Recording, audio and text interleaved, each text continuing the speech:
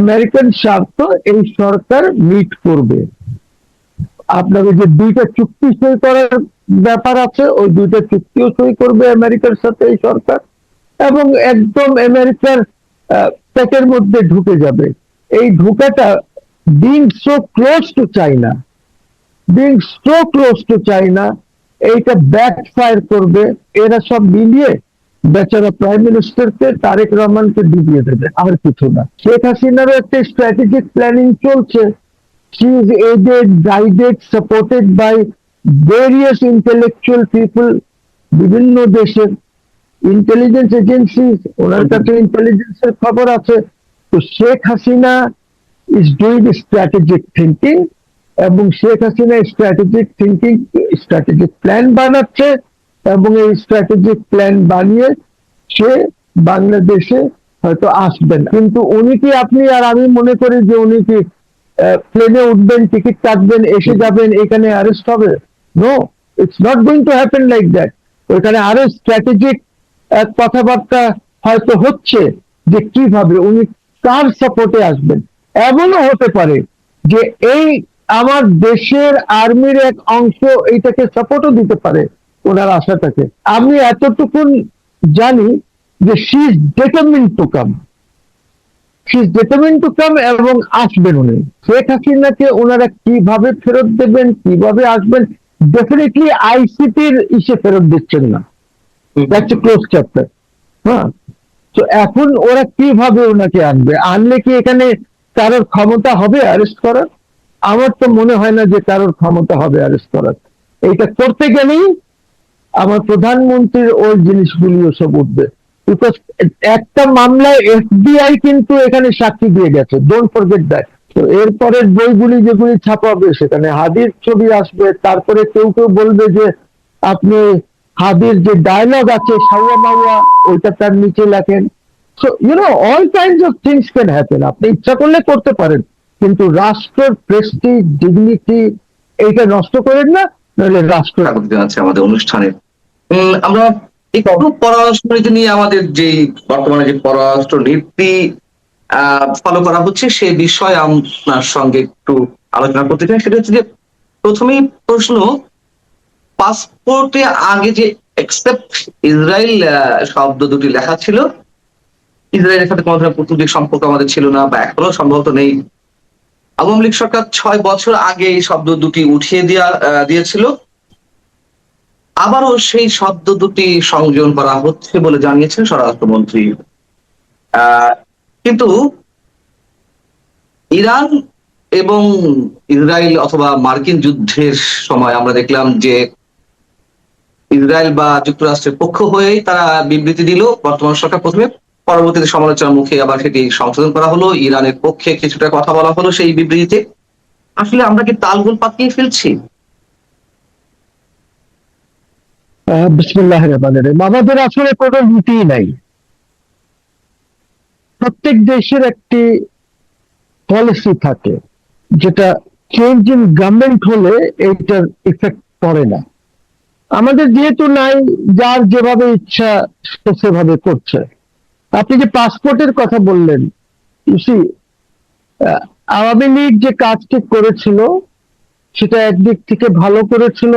কারণ হচ্ছে যে আপনার পাসপোর্টে এক্সেপ্ট লেখেন, যাই লেখেন, you are virtually recognising Israel as a state, you are recognising Israel.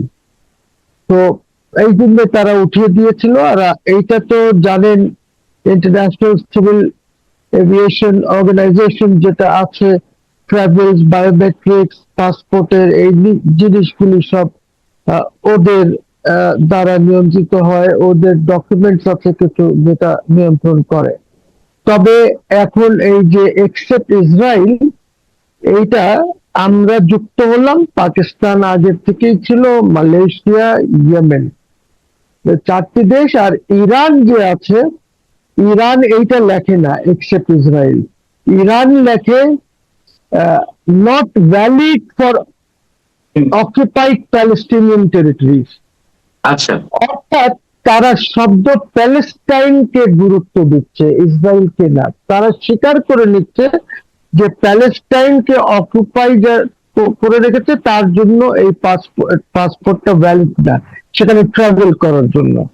তো I think they are correct technically. আর আমরা যারা সবাই এক্সেপ্ট ইসরায়েল লিখছি, আমরা মোটামুটি ইসরায়েলকে এখন রেকগনাইজ করে নিচ্ছি that yes there is a state of Israel, তবে আমার লোকজন সেখানে যাবে না, পাসপোর্ট ইজ নট ভ্যালিড।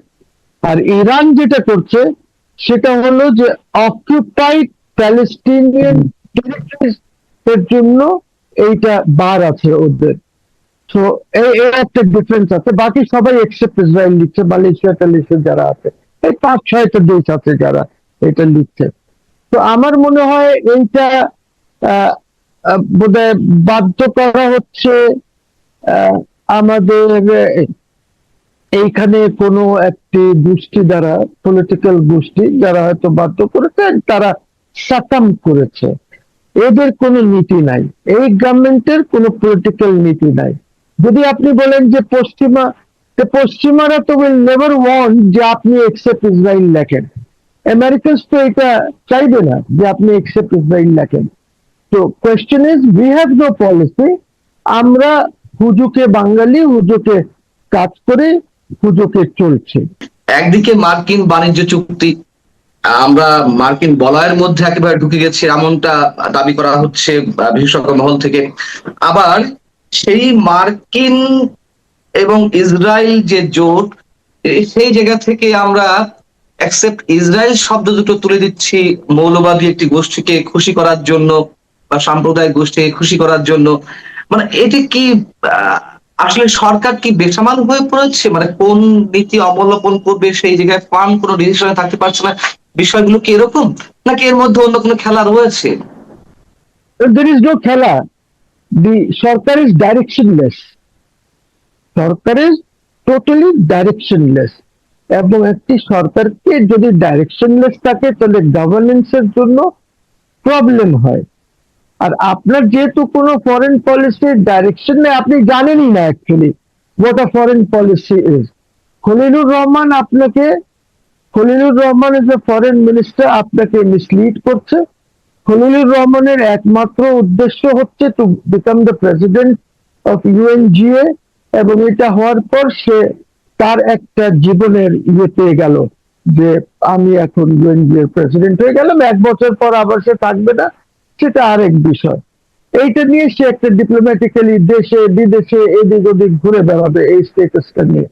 তো আমার, and he will also have a blue passport, নীল রঙের পাসপোর্ট থাকবে, তার যখন যেখানে ইচ্ছা সে যেতে পারবে। তো আমার কথা হচ্ছে যে government should have a policy. দেখেন শেখ হাসিনা, সে একটা পলিসি, আওয়ামী লীগ গভর্নমেন্ট এটা পলিসি।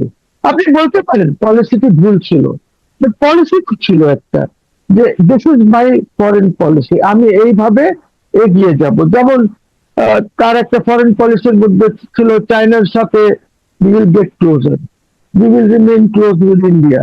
এইখানে মার্কটা খেয়ে গেল বিকজ ইন্ডিয়া এন্ড চায়নার মধ্যে কোহেশন নাই, ওরা এট লগার হেডস।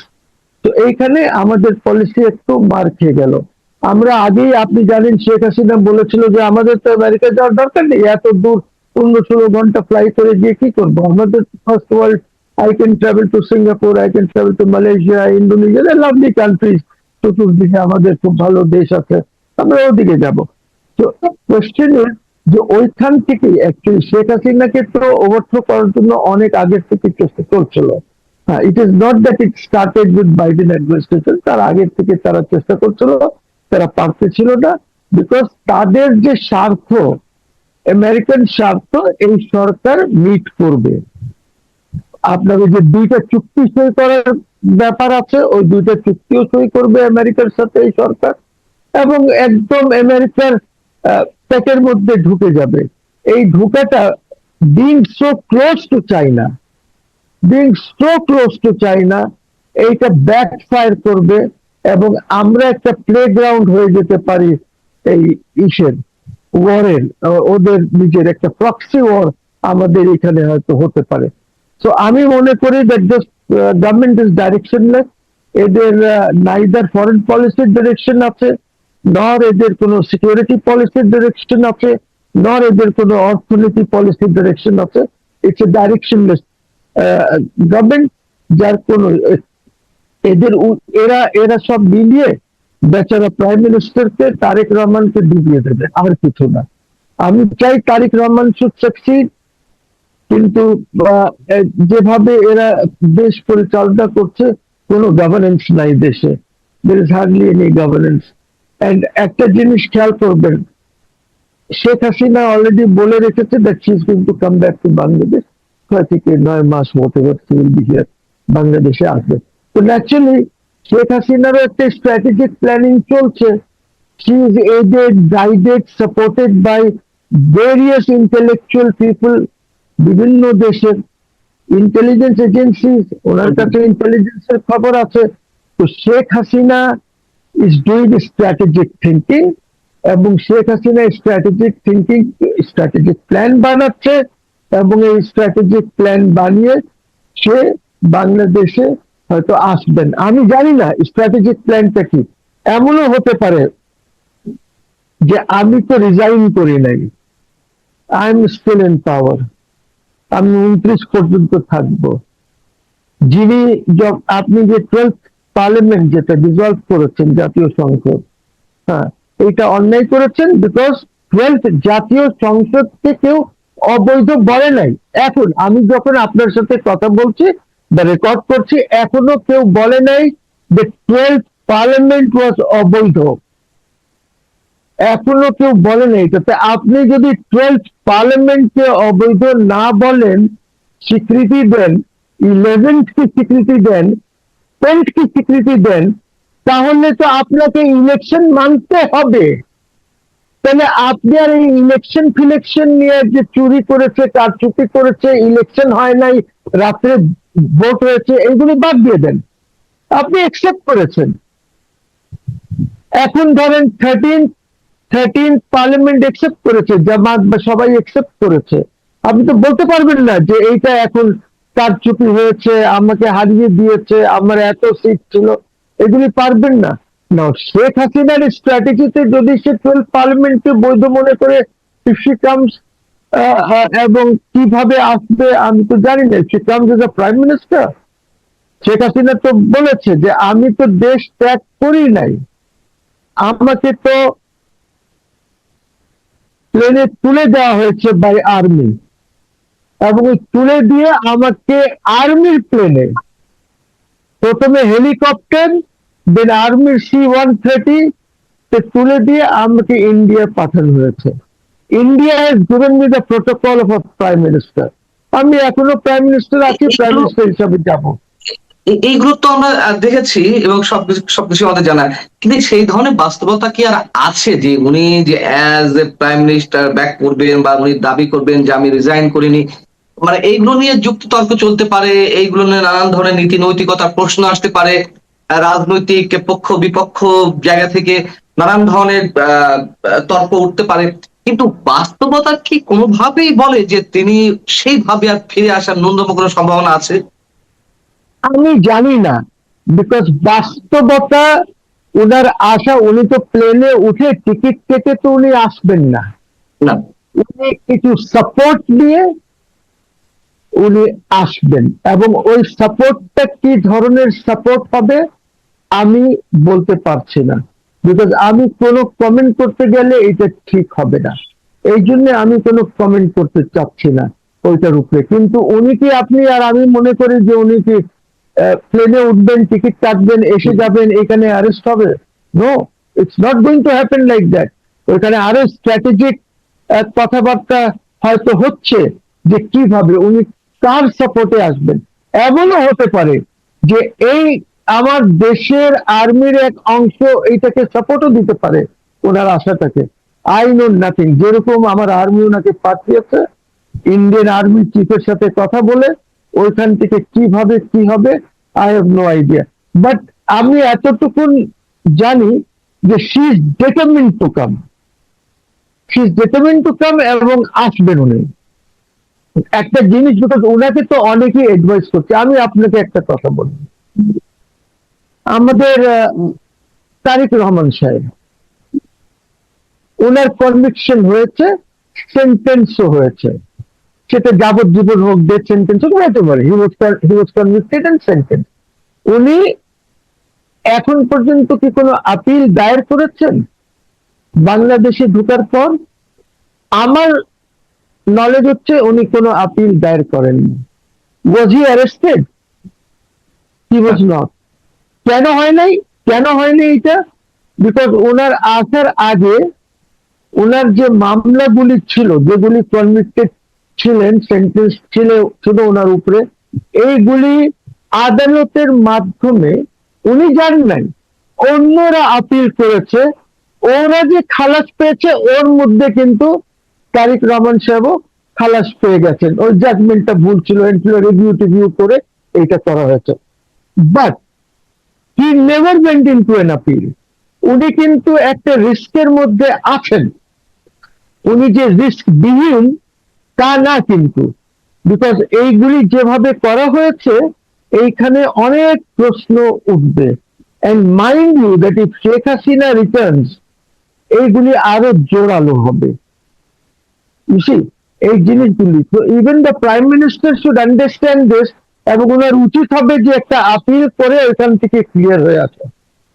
না, আমি যদি পাল্টা প্রশ্ন করি যে তারেক রহমান সাহেব দেশে ফিরে এসেছেন, তার বিরুদ্ধে সব ধরনের মামলা উইথড্র করা হয়েছে বা কোনো কোনো থেকে খালাস পেয়েছেন, তার পক্ষ হয়ে কেউ কেউ আপিল করেছেন, আপিল অ্যাকসেপ্টেড হয়েছে, এগুলোর জন্য তো একটা অনুকূল পরিবেশ ছিল। ডক্টর ইউনূস সরকার ছিল, তাদের মধ্যে এক ধরনের সমঝোতা হয়েছে, এগুলো ওপেন সিক্রেট। কিন্তু সেই পরিবেশ তো আর এই মুহূর্তে শেখ হাসিনার পক্ষে নেই, সেই অনুকূল পরিবেশটি, তাই না? অতএব এইগুলো আমরা কিভাবে আশা করতে পারি যে তার ক্ষেত্রে এগুলো হতে পারে? আমি আমি আমি জানি না ওদের স্ট্র্যাটেজিক থিঙ্কিংটা কি। Sheikh Hasina knows, because she is talking to them, ওনার সাথে কথা হয়, এন্ড ডেফিনেটলি একটা স্ট্র্যাটেজিক প্ল্যান নিয়ে উনি দেশে আসবেন। এই বাস্তবতার কি হবে এই মুহূর্তে আমার পক্ষে বলা মুশকিল। যখন আমরা স্ট্র্যাটেজিক প্ল্যানটা দেখব, ওনার বা আমাদের কানে আসবে বা আমরা বুঝবো, তখন আমরা কোনো মন্তব্য করতে পারবো এটার উপরে। বিকজ বাস্তবতা কি, আমি তো মামলাই করেছি, according to me Yunus government was illegal, interim government was illegal আমার মতে। কোর্ট কি করেছে সেটা আরেক ব্যাপার। আমার মামলা হয়ে, আমি মামলা করেছি যে প্রাইম মিনিস্টারের পদ উনি কেমনে পেলেন, উনি কিভাবে হেড অফ গভর্নমেন্ট হলেন। আমার মামলা জিতি হারি ইজ নট ইম্পর্টেন্ট, সেটা থেকে যাবে, এগুলি রিভিউ হবে, আপিল হবে, অনেক কিছু হবে।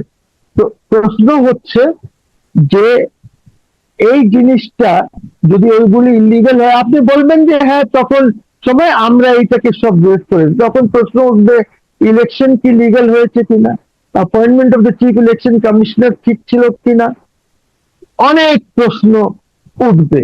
তো এই জন্য বলছি, ধরেন যদি Sheikh Hasina comes with the full backing of the Indian army, একটা স্ট্র্যাটেজি তারা নিল, এন্ড এই স্ট্র্যাটেজিটা তারা কেন নিতে পারে এই কারণে, বিকজ আপনি দেখেন এই বিজেপির স্টেটেড নীতি হলো যে বাংলাদেশ থেকে আর্মি সরান উচিত হয় নাই ইন্ডিয়ান গভর্নমেন্টের। তখন বঙ্গবন্ধুর রিকোয়েস্টে যে ইন্ডিয়ান আর্মি সরিয়েছিলেন ইন্দিরা গান্ধী, এটা উচিত হয় নাই। This is a stated policy of BJP, and it's also এটা এই রিফ্লেকশনটা অলসো এসেছিল জেল সিং রাষ্ট্রপতি ছিলেন, উনি যে ওনার অটোবায়োগ্রাফি লিখেছেন, ওনার যে বইটি আছে ওনার লাইফের উপরে, সেখানে উনি বলেছেন যে এইটা ভুল ছিল। আর উই প্রোভাইডিং দ্য ইন্ডিয়ান্স ওই ভুলটা শুদ্ধ করার জন্য? আমি জানি না, আই ডোন্ট নো। বাট আপনাকে বাংলাদেশকে এই জিনিসগুলি সব চিন্তা ভাবনা রাখতে হবে, বিকজ এইটা ওদের stated policy. They think that was a mistake. তো আপনি শেখ হাসিনাকে ওনারা কিভাবে ফেরত দেবেন, কিভাবে আসবেন, ডেফিনেটলি আইসিটির ইসে ফেরত দিচ্ছেন না, দ্যাটস এ ক্লোজ চ্যাপ্টার। হ্যাঁ, তো এখন ওরা কিভাবে ওনাকে আনবে? আনলে কি এখানে কারোর ক্ষমতা হবে অ্যারেস্ট করার? আমার তো মনে হয় না যে কারোর ক্ষমতা হবে অ্যারেস্ট করার। এইটা করতে গেলেই আমার প্রধানমন্ত্রীর ওই জিনিসগুলিও সব উঠবে। বিকজ একটা মামলায় এফবিআই কিন্তু এখানে সাক্ষী দিয়ে গেছে, ডোন্ট ফরগেট দ্যাট। এফবিআই 2 জন এজেন্ট সাক্ষী দিয়েছে একটা মামলায়। তো আমি চাই যে এই জিনিসগুলি যেন না হয়। আমরা একটা সুন্দর আওয়ামী লীগের উপরে যে নিষেধাজ্ঞা আছে এটাকে তুলে ফেলে আওয়ামী লীগকে আমরা রাজনীতি করতে দেই। আমরা এই 4-5 কোটি লোককে রাজনীতির থেকে আলাদা রাখতে পারবো না। এইখানে আমাদের একটা সমঝোতা হওয়ার দরকার। And then we will see যে কিভাবে শেখ হাসিনা আসবেন। আরো কথা আছে, রিফাইনমেন্ট, জি আরো কথা আছে। একটা কথা আমার কানে আসতেছে, রিফাইন্ড আওয়ামী লীগ। এই গভর্নমেন্ট চায় যে কি রিফাইন্ড আওয়ামী লীগ রাজনীতি করুক। দেখেন, শেখ হাসিনা বাদে আওয়ামী লীগ কি থাকবে? Tarique Zia and his family বাদে, জিয়াউর রহমানের ফ্যামিলি বাদে কি বিএনপি টিকবে? যতই রিফাইন করেন আপনি, হবে না, নট পসিবল। আমাদের কনটেক্সটে এটা পসিবলই না। So there nothing.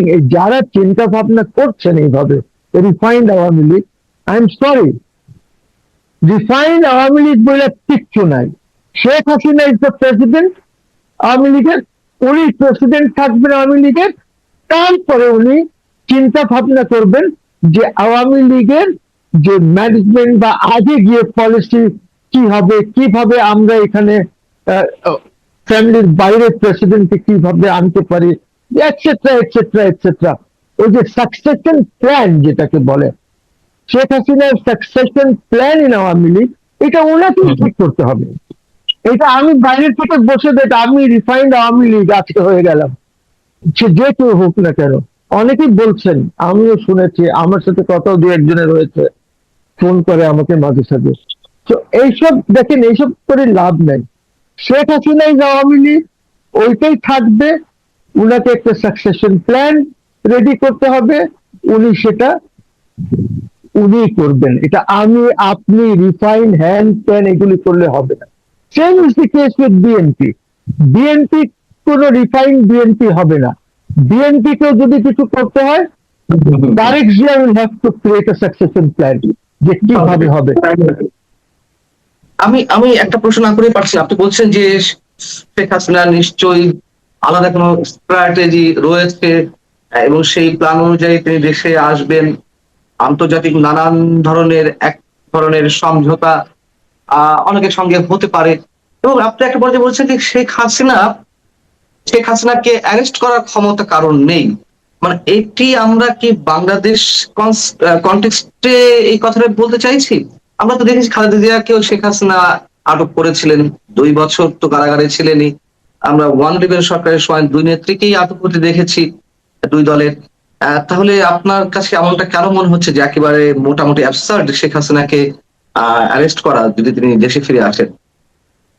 আচ্ছা, এইটা আমি যেটা বলছি, এইটা এই সাউথ এশিয়ান প্রেক্ষাপটে বলছি।